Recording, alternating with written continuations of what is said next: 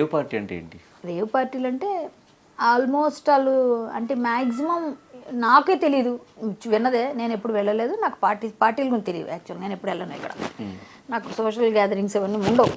నేనంతా మనదంతా మాకు చిన్నప్పటి నుంచి వీటి అవగాహన లేదు. 24 సంవత్సరాల ఇండస్ట్రీకి వచ్చి నేను ఏ రోజు కూడా ఏ పార్టీలో కనబడను. ఇంత మందు కూడా ఇప్పటిదాకా నేను టచ్ చేయలేదు. నాకు తెలియదు, నాకు ఇష్టం ఉండదు. అంటే ఇష్టం ఉంటే ఏదైనా చేయొచ్చు. ఎవరన్నా ఇష్టం లేదు మనల్ని ఎవరు బాలంతా తీసుకెళ్ళి తాగిపిస్తారా? మనకి ఇష్టం ఉండదు. సో నాకు పార్టీ గురించి తెలియదు, కానీ అసాంఘిక కార్యకలాపాలు అన్నీ జరుగుతాయి ఆ పార్టీలను మాత్రం తెలుసు. అంటే ఇంకా దానికి విడమర్చక్కర్లేదు కదా, ఇంకా అన్నీ జరుగుతాయి. సో అన్నీ జరిగే పార్టీ అది. వాళ్ళకి నచ్చింది వాళ్ళు వెళ్తున్నారు. నేను పొద్దున్న హేమగారు రెస్పాండ్ అవుతా, నేను ఏ తప్పు చేయలేదు, నేను అందరికీ ఒకేసారి సమాధానం చెప్తా, అందరితో ఒకేసారి మాట్లాడతా, నన్ను ఇప్పుడు ఏం అడగకండి, వాళ్ళు తీస్తున్నారు కదేవో, తీసిన తర్వాత నేను మాట్లాడతా అని చెప్పారు. ఎందుకు అంత ధైర్యంగా ఉన్నారంటే మీరేం చెప్తారు?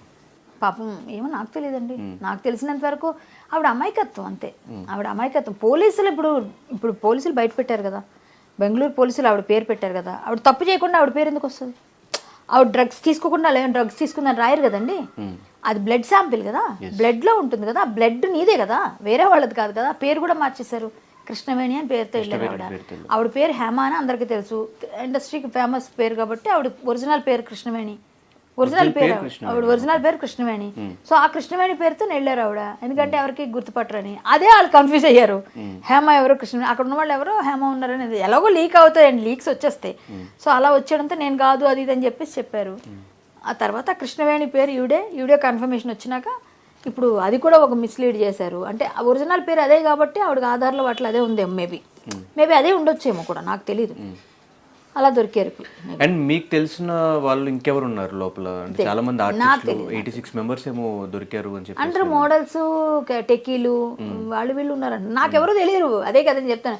నేను మీలాగా టీవీల్లో చూసి ఎవరెవరు ఉన్నారా అని చూసుకున్నదే, నాకు తెలియదు అసలు ఎవరి గురించి. ఈవిడ పేరే వినిపించింది ప్రముఖంగా. మిగిలిన హీరోల పేరు వస్తే జానీ మాస్టర్ వాళ్ళు కాదని చెప్పేశారు. అండ్ కొంతమంది ఆర్టిస్టులు ఒక 24, 25, 23 ఇయర్స్ అమ్మాయిలు చిన్న చిన్న సినిమాల్లో చేసుకున్న వాళ్ళు, అట్లా షార్ట్ ఫిల్మ్స్ చేసుకున్న వాళ్ళు, కొంతమంది బయటకు వచ్చి కూడా మేము జస్ట్ పార్టీకి వెళ్ళాము, మమ్మల్ని ఇన్వైట్ చేశారు, బర్త్డే పార్టీ అని చెప్పి తీసుకెళ్లారు అని చెప్పారు. అంటే తెలిసి వెళ్తున్నారా, తెలియకుండా వెళ్తున్నారా, లేకపోతే వీళ్ళందరినీ ఎవరైనా తీసుకెళ్తున్నారా? తెలీదండి, అది నాకు తెలియని విషయం. బట్ ఎవరైనా ఉన్నారేమో మీరు అని నాకు ఇప్పుడు అదే డౌట్ వస్తుంది. బట్ ఏంటంటే ఈ చిన్న చిన్న పిల్లలందరినీ ఆకర్షిస్తారండి.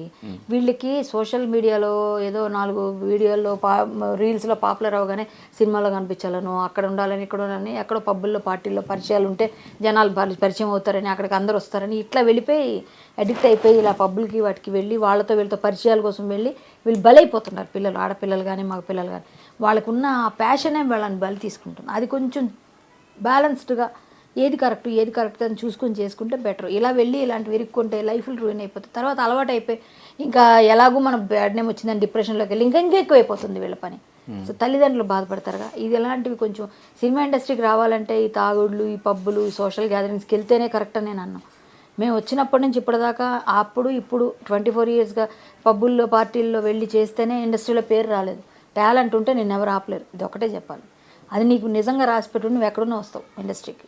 వచ్చావా, నీ పని నీకు నిజంగా ఇక్కడ ఇది ఉందో చేసుకోవాలి అంతే. కానీ నేను అబ్జర్వ్ చేసిన ఇన్ఫ్లుయెన్స్ చేసే వాళ్ళు ఎక్కువ ఉంటారు పక్క నుంచి. ఇట్లా వెళ్తే డబ్బులు వస్తాయి, ఇట్లా అదేనండి, అదే నమ్మకూడదు అంటున్నా. ఇన్ఫ్లుయెన్స్ చేసే వాళ్ళని ఇప్పుడు మన పక్క నుండి మన గోతులు తవ్వుతున్న వాళ్ళు ఎవరో మనం తెలుసుకోగలిగితే మనం రీచ్ అవుతాం మన గోలు.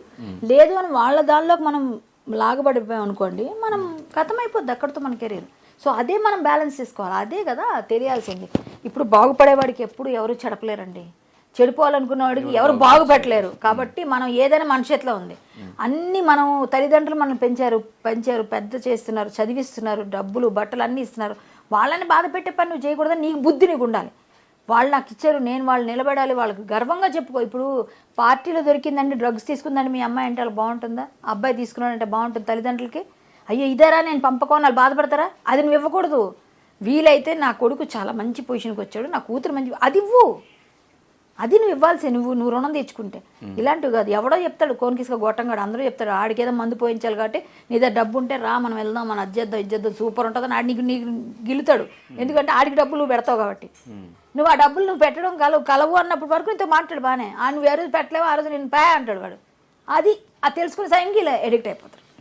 సో మనలో ఉందమ్మా, మనల్ని ఎవ్వరూ పాడు చేయలేరు. మనం గట్టిగా ఉంటే, మన విల్ పవరే. మనం గట్టిగా లేవనుకో నాకు తెలియని పార్టీలు ఉన్నాయా, నాకు తెలియని ఇండస్ట్రీలో ఎక్కడైనా ఏమైనా ఫంక్షన్స్ ఉంటాయా? ఎందుకు మరి మేము ఏం నేర్చుకోకుండా వచ్చాం? మరి మనలో ఉండాలి కదా విల్ పవర్, గట్టిగా ఉండాలి. నేను నిన్నటి వరకు కూడా మీరు ఎక్కడున్నారు ఏంటో అసలు జనాలు కూడా మర్చిపోయారు. అసలు కళ్యాణ్ గారు ఏమైపోయారు, సినిమాలు చేయట్లేదు, ఎక్కడ కనిపించట్లేదు. ఎవరు చెప్పారండి? ప్రతి నెల మీకు లాస్ట్ మంత్ చూపించినా ఈ మంత్ చూపించినా ప్రతి నెల మీరున్నారు. అసలు నన్ను గుర్తుపెట్టుకోలేదు మీరు. ఒకటి చెప్తా, సోషల్ మీడియాలో నేను కనబడినట్టుగా ఎవరు కనబడరు. సోషల్ మీడియాలో చెప్పట్లేదు, సినిమాల వైజ్ కానీ బయట అట్లా. ఓకే, అదే ఓకే. సోషల్ మీడియాలో నేను హల్చల్ చేయకపోయినా జనాలు చేపిస్తుంటారు, నేను ఏం చెప్పినా. అదే మరి మర్చిపోయారు అనగా మీరు ఏం మాట్లాడినా కూడా అది వైరల్ అయిపోతుంది. అదే కదా, నేను ఏదైనా ఉన్నది అన్నట్టు మాట్లాడతా. ఏ రోజు ఆ రోజు వస్తాను నేను. సినిమాల్లో కనిపించట్లేదు ఎందుకు? దానికి రీజన్ ఒకవేళ ఆ టైంలో మా ఎలక్షన్స్ చిరంజీవి గారికి కానీ ప్రకాష్ రాజ్ గారి ప్యానల్కి కానీ ఆపోజిట్గా నుంచోవడం అదేమన్నా రీజనా? ఏమోనండి, నాకు తెలీదు. మరి విష్ణు మంచు గారు ఇవ్వచ్చు కదా. కొన్ని వాళ్ళు ఇవ్వలేదు, వాళ్ళే సినిమాలు చేస్తారు. కంపారిటివ్లీ అటు సైడ్ హీరోస్ ఎక్కువ ఉన్నారు కదా. ఏమోనండి, అలా ఎవరైనా తొక్కేస్తారని నేను అనుకోను. ఇండస్ట్రీలో అంత చిరంజీవి గారు అంత అంటే ఆయన చేస్తారని ఆయన చెప్తే అటు ఆపోజిట్ గా వెళ్ళినప్పుడు కొంత నెగిటివిటీ మీ సైడ్ కూడా ఓకే అండి అనుకోనివ్వండి. ఇవ్వలేదు సినిమాలో, నేను సినిమా తీసుకుంటానండి. ఇవ్వద్దు నాకు, నేను సినిమా తీసుకుంటా. నా చేతనైంది, నా ఐఫోన్తో నేను సినిమా తీసుకుంటా. ఐఫోన్లో తీయొచ్చు కదా సినిమా, నిరూపించారు కదా. నా ఐఫోన్ ఉంది నా దగ్గర, హ్యాపీగా నేను సినిమా తీసుకుంటా. నా దగ్గర స్టోరీస్ ఉన్నాయి, నేను మంచి డైరెక్టరు, ఫ్యూచర్లో మీరు తెలుసుకుంటారు. సో నేనేమంటానంటే ఎవరు ఇచ్చినా ఇవ్వకపోయినా టాలెంట్ ఉంది కాబట్టి నేను మంచి క్యారెక్టర్స్ చేయాలనుకుంటున్నాను. నా క్యారెక్టర్స్ మంచివి రావట్లేదు కాబట్టి నేను చేయట్లేదు. జనాలు వాళ్ళు ఇవ్వలేదు, ఇప్పుడు అది కూడా అయ్యిందేమో నాకు తెలియదు. మరి నా వెనక ఏమైనా జరిగిందేమో నాకు తెలియదు. నాకు సినిమాలు అడుగుతున్నా, డబ్బులు కూడా నేను ఎక్కువ తీసుకుంటాను కాబట్టి ఇవ్వట్లేదేమో. నేనైతే డబ్బులే అనుకుంటాను. మరి మీరు అన్నట్టుగా ఎవరైనా దానికోసం దీనికోసం గ్రడ్జులు పెట్టుకున్నా అంత ఎవరు చేయరండి నా మీద. ఈ పిల్లప మంచిది అని అనుకుంటారు. కానీ ఇంకా సీరియల్స్ అంటారా, డబ్బులు తక్కువ ఇస్తే నేను చేయనండి. నేను వర్క్ చేస్తాను, నాకు కావాల్సిన డబ్బు ఏమైనా అడుగుతా. నా పద్ధతి అంతే. ఆ డబ్బులు వాళ్ళు ఇవ్వట్లేదు కాబట్టి నేను అనుకున్నాను. కొన్ని అడుగుతూనే ఉన్నారు, ఇప్పటికి కూడా వస్తూనే ఉన్నాయి. మంచి డబ్బులు వస్తే నేను చేస్తాను. నేను సినిమాలు లేకపోయినా ఏం లేకపోయినా హరికథ చెప్పుకున్నాను, ఒకటో రెండో కథలు చెప్తాను. నాకు హ్యాపీగా నా మెయింటెనెన్స్కి వెళ్ళిపోతుంది. అయ్యో నేను చెప్తాను అంటే మూవీ ఆర్టిస్ట్ కదండి నేను. సో బయటకు వచ్చి బయట వాళ్ళు కథ చెప్తే ఒక 10,000 15,000 ఇస్తే నేను 1,00,000 ఇస్తే కానీ చేయను. మరీ లోకల్గా అయితే 50,000 నుంచి 70,000 ఇస్తే తీసుకుని మొన్నే ఆల్వాళ్ళలో చెప్పా శ్రీరామనవమి దగ్గర. నేను చెప్తున్నాను, నేను కథలు చెప్పుకుంటున్నాను, నేను మాట్లాడుతున్నాను. ఫేస్బుక్ మీరు ఫాలో అండి, నా ప్రోగ్రామ్స్ కనిపిస్తుంటాయి మీకు. నేను చేస్తున్నాను ప్రోగ్రామ్, అలా నాకు చేసుకున్నా నాకు ఏదో వెళ్ళిపోతుంది. లేకపోయినా ఏదో చిన్న స్టూడియో ఉంది మా తమ్ముడిది నాది కలిపి, దాని మీద వచ్చే ఆదాయమో ఇలా వెళ్తుంది నాకు. రికార్డింగ్, డబ్బింగ్, ఎడిటింగ్, చిన్న సినిమా ఒకటి తీశాడు మా తమ్ముడు. సో మా ఊళ్ళో వచ్చిన అద్దులు వెళ్ళిపోతుంది నాకు మెల్లగా. అంతకన్నా నాకేం నష్టం లేదు. అండ్ నేను బెగ్ చేయను ఎవరిని. ఓకే, నేను అబ్జర్వ్ చేసింది ఇటు సైడ్ ఎవరైనా కూడా మాట్లాడాలి అనుకుంటే వాళ్ళు డైరెక్ట్గా మాట్లాడితే ఏ మాట ఎటు వెళ్ళి ఏ కాంట్రవర్సీ అయిద్దో అని కొంచెం భయపడి కళ్యాణి గారికి అట్లా వదులుతారు. అవునా?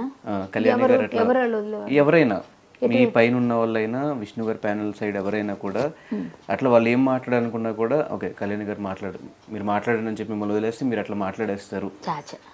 అంటే వాళ్ళు ఎవరో నాకు గిల్లితే చెప్పడం నాకు జ్ఞానం లేదా, నాకు ఆలోచన లేదా. పోను ఓకే ఎప్పుడు చెప్తారు? మొన్న సెల్ఫీ రిలీజ్ చేయమని ఎవరు చెప్పారు? నాకెవరు చెప్పుకొని అనుకుందాం. నేనేమన్నాను, బెంగళూరు పోలీసులు ఏదో ఒకటి తేలుస్తారని నేను చెప్పాను. అప్పుడు నాకు ఎవరు చెప్పారు? పోనీ ఇవాళ రేపు నిన్న అంటే మేము మాట్లాడుకున్నా. ఇప్పుడు అంతకుముందు ఎవరు చెప్పారు? నాకు ఇంగిత జ్ఞానం ఉంది. నాకెవరో చెప్పేస్తే వీళ్ళు చెప్పినట్టు నేను వెళ్ళడానికి నేను కీ బొమ్మను కాను, నాకెవరు డబ్బులు ఇవ్వరు. నాకెవరైనా నేను ఎవరి దగ్గరైనా ఏదైనా ఎప్పుడు ఎవరిని సినిమా క్యారెక్టర్ బెగ్ చేయను, ఎవరిదైనా నేను రూపాయి తీసుకోవాలి ఏ రోజు కూడా. సో నేను ఏ విధంగా చేయాలి అలాగా వాళ్ళు చెప్తే? మా ప్యానల్లో మేము మాట్లాడుకున్న మాటలు మాకు ఉంటాయేమో కానీ బట్ వాళ్ళకి ఇచ్చేసి నన్ను వదిలేస్తే రియాక్ట్ అవ్వకుండా ప్రతి ఇన్సిడెంట్ ఫస్ట్ మీరే రియాక్ట్ అవుతున్నారని అంటే ధైర్యం లేదు అలా ఎవరికి. నాకు ధైర్యం ఉంది, ధైర్యం లేదు. ఏదైనా నిలబడతాను, కాన్సిక్వెన్సెస్ ఏమైనా ఫేస్ చేస్తాను. నేను చాలా విషయాల్లో నిలబడ్డాను. నేను అన్నది నిజాలు అయ్యాయి. మీరు ఎన్నో ఎగ్జాంపుల్ చెప్తా. నేను ఆ కృష్ణుడి విషయంలో నిలబడినప్పుడు మా అసోసియేషన్ నన్ను బయటికి తీసేసింది. నన్ను సస్పెండ్ చేశారు. నేను చేయలేదు తప్పు అక్కడ, బట్ ఒక పెద్ద నటుడిని నువ్వు అన్నావని చెప్పి నన్ను తీసేశారు. సరే నేను దాన్ని ఒబే చేశాను, ఎందుకంటే ఓకేలే వాళ్ళ ఉద్దేశం వాళ్ళ పర్సెప్షన్ అది. కానీ కోర్టు నాకు తీర్పిచ్చింది. సో అక్కడ నేను తప్పు చేయలేదంటే కోర్టు ఒప్పుకుందిగా. వీళ్ళందరూ అప్పుడు మళ్ళీ ఇప్పుడు నన్ను ఎందుకు తీసుకున్నారు లేకపోతే కదా. అలాగే ఇప్పుడు నేను ఏదైనా మాట్లాడేటప్పుడు అవతల వాళ్ళు మీరు ఇది ఎందుకు అనుకోవట్లేదు, ఈవిడ తప్పు చేస్తే ఈవిడ కూడా అందరిలాగా దాక్కునేది కదా.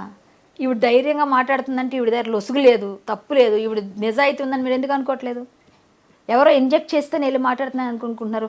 ఏ లేడీ కమెడియన్ కానీ ఏ లేడీ ఆర్టిస్ట్ కానీ ఎవ్వరు కానీ వాళ్ళకుండే ప్రాబ్లమ్స్ ఏమైనా బయటకు వస్తాయేమో. అంటే బేసిక్గా అది కూడా తప్పు కాదు. ఇప్పుడు పార్టీస్లో స్పోక్స్ పర్సన్స్ ఎలా ఉన్నారు, పార్టీ పెద్ద ఏం మాట్లాడుతున్నా కూడా కింద స్పోక్స్ పర్సన్స్ ఎక్కువ మాట్లాడుతారు. స్పోక్స్ పర్సన్ కాదు కదా మా అసోసియేషన్కి ఏమి అట్లా ఏమో అలా కూడా ఏమి ఇవ్వలేదు నాకు పోస్ట్. నేను joint secretary present as of now, నేను జాయింట్ సెక్రటరీ.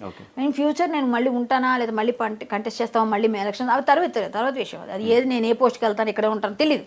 కానీ నాకేం స్పోక్స్ పర్సన్గా ఇవ్వలేదు, నేనేం తీసుకోలేదు. నేనేమంటానంటే మా అసోసియేషన్లో బైలాస్ ప్రకారంగా ఎవరు తప్పు చేసినా శిక్షిస్తారు కాబట్టి అదే మాట్లాడా. ప్లస్ వాళ్ళు వచ్చిన తర్వాత వాళ్ళు డెసిషన్ తీసుకుంటారు, అదే చెప్తున్నాను నేను. నేను ఏ ఇష్యూ పైన ఎందుకు అంత నిక్కచ్చిగా నేను ఫస్ట్ నుంచి తీసుకోండి కాస్టింగ్ కౌచ్ నుంచి ఇప్పటిదాకా ఎప్పుడైనా నేను ఫస్ట్ ఎందుకు గళ చెప్తానంటే తప్పు చేయలే. ఎవడో ఏదో తప్పు చేస్తే కూడా నన్ను కొట్టిన విషయంలో కూడా నన్ను అందరు నీకెందుకు నీకు మూసుకొని కూర్చోవచ్చు కదా అన్నారు. వాళ్ళందరికీ ఏం లొసుగులు ఉన్నాయి, వాళ్ళు బయటపడతారని ఎవరు రారు. నాకేం లేదు కానీ నేను ధైర్యంగా వస్తా, ధైర్యంగా మాట్లాడతా.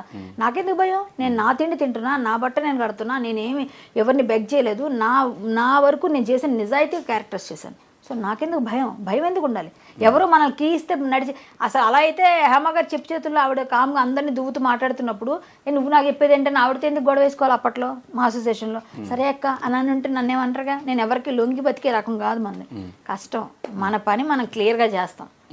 అండ్ మీ సైడ్ నుంచి మా ఎలక్షన్స్ టైంలో చెప్పిన మాట, మా అసోసియేషన్ కొత్త బిల్డింగ్ ఉందండి ఇప్పుడు కూడా. అదే మీ అందరికీ అర్థం కావట్లేదు. మా అసోసియేషన్ బిల్డింగ్ విష్ణు గారు నార్సింగ్లో కొనేయడానికి రెడీ చేశారు.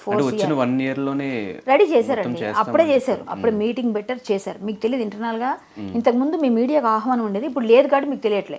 సో అది ఆ బిల్డింగ్ అంతా రెడీ చేస్తారు. నార్సింగ్ వద్దు బాబు, పెద్దవాళ్ళు అంత దూరం ఎక్కడ వస్తాం, ఫిల్మ్ నగర్లో ఇది డిమాలిష్ చేస్తున్నారట ఇది ప్లేస్ని, ఇది మళ్ళీ ఫ్లోర్స్ కడతారు కదా మీరు ఇక్కడ తీసుకుంటా అంటున్నారు. ఆయన కూడా ఇచ్చాడు 2 ఆప్షన్, ఇది తీసుకుంటే ఇక్కడ తీసుకుందాం అంటే ఇక్కడ చేయించండి అని చెప్పారు. అది ఇప్పుడు ఆగిపోయింది, చేయలేదు, డిమాలిష్ చేయలేదండి. దానికి మనం ఏం చేయగలం? వాళ్ళు డిమాలిష్ చేస్తే ఈయన కొన్నాను ఇప్పుడు కూడా డబ్బులు రెడీగానే ఇస్తానని అని చెప్పాడు ఆయన. డిమాలిష్ చేయలేదు, కట్టలేదు. సో ఇప్పుడు ఆయన ఎక్కడ కట్టేస్తాడు? ఇప్పుడు మళ్ళీ మన రేవంత్ రెడ్డి గారి ప్రభుత్వానికి అర్జీ పెడితే వాళ్ళు ఇచ్చారు, మీరు ల్యాండ్ సర్వే చేసి పంపించండి మేము ఇచ్చేస్తాం, 1000 yards ఇవ్వండి, 19 monthsలో కట్టేస్తాను, 18 monthsలో అని చెప్పారు. మొన్న కూడా జరిగింది. సో ఆయన బిల్డింగ్ కట్టే వరకు ఆయన అధ్యక్షుడు, మొన్న అందరూ తీర్మానం కూడా చేశారు. సో అంతవరకు ఎలక్షన్స్ ఉండవని అన్నారు. బిల్డింగ్ మొన్న అయిపోయిందిగా, మొన్న అంతా తీర్మానం అయింది. ఒక 2 years వరకు బిల్డింగ్ అయిపోవచ్చు, అయితే అప్పుడే ఎలక్షన్స్. ఓకే. సో